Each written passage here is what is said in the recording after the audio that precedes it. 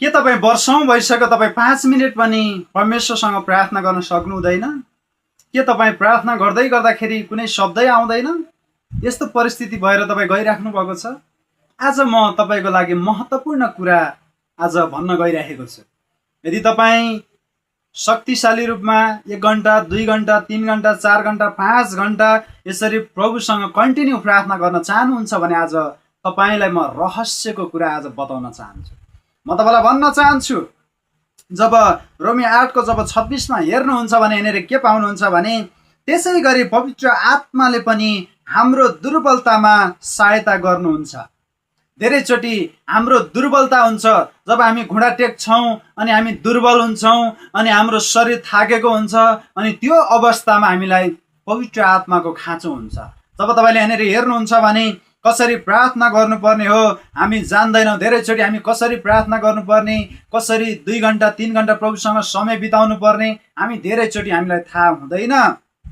तपाईँलाई थाहा छ यहाँनिर के पाउनुहुन्छ भने, तर शब्दहरूमा व्यक्त गर्न नसकिने सुस्केरामा पवित्र आत्माले हाम्रा निम्ति मध्यस्थता गर्नुहुनेछ। म तपाईँलाई भन्न चाहन्छु, शब्दहरूले व्यक्त गर्न नसकिने भनेको तपाईलाई पवित्र आत्माले चाहिँ अन्य भाषामा तपाईलाई प्रार्थना गर्नको लागि प्रेरणा दिनुहुनेछ।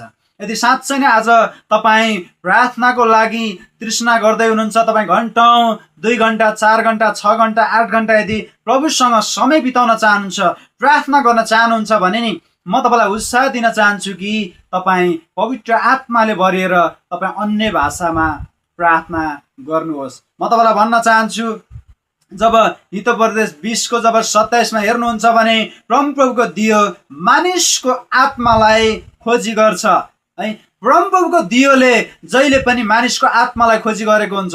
पवित्र आत्माले जहिले पनि मानिसको आत्मालाई खोजी गर्नुभएको हुन्छ, किनकि पवित्र आत्मा जहिले पनि आत्मासँग कनेक्ट हुनुहुन्छ। यसकारण म तपाईँलाई भन्न चाहन्छु, त्यसले उसको भित्री मनुष्यतालाई खोजी निकाल्छ अनि भित्रको कुराहरू, भित्रको शब्दहरू हो, परमेश्वरलाई कसरी धन्यवाद चढाउने, परमेश्वरलाई कसरी स्तुति प्रशंसा गर्ने, परमेश्वरलाई कसरी उचाल्ने, परमेश्वरको इच्छा अनुसार कसरी प्रार्थना गर्ने तपाईलाई पवित्र आत्माले सिकाउनुहुन्छ।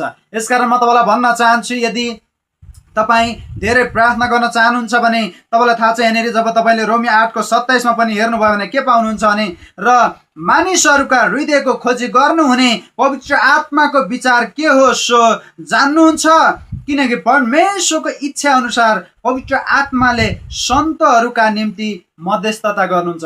पवित्र आत्माले जहिले पनि परमेश्वरको इच्छामा अनि सन्तहरू भनेको विश्वासीहरू तपाईँलाई चाहिँ मध्यस्थता गरिराख्नु भएको हुन्छ, तपाईँलाई प्रार्थनामा डोराइराख्नु भएको हुन्छ, तपाईँलाई शक्तिमा डोराइराख्नु भएको हुन्छ, तपाईँलाई अभिषेकमा डोराइराख्नु भएको हुन्छ।